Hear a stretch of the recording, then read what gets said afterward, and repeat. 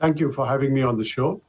This was something that we wanted to do for some time because there's a fair amount of complexity as we get larger and have a number of listed subsidiaries. So with this move, all the listed subsidiaries become merged into Tata Steel. They're all very relevant to the Tata Steel value chain. They're either upstream or downstream and play a significant role.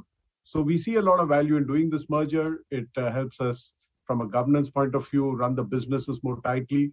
It helps us save a lot on synergy costs, prevents a lot of revenue leakage, helps us bring down corporate overheads. And overall, at a Tata Group level, we are directionally moving towards simplifying our structures. And, as the companies go larger, we want to keep it simple, but scale it up as well. Would it create a problem with the regulator in terms of regulatory approvals? Well, we have to go through the process. It takes a while. So we are in the midst of that. So we need to go through all the approvals, the NCLT approvals, the shareholder approvals. Like I said, some of these are listed companies. So we are working on all those dimensions. And we are confident that we should be able to do it, but it will take us obviously anything from 6 months to a year.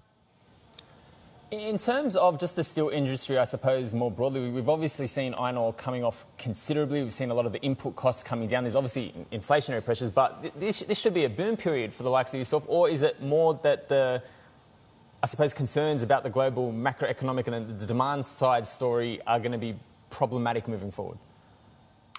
Well, yes, steel as an industry is very dependent on macroeconomic fundamentals. So to that extent, if there are concerns about global growth, yes, that's a concern for the industry globally. But the bright spot has been India has been fairly strong. For Tata Steel in India, 90% of what we sell is sold in India.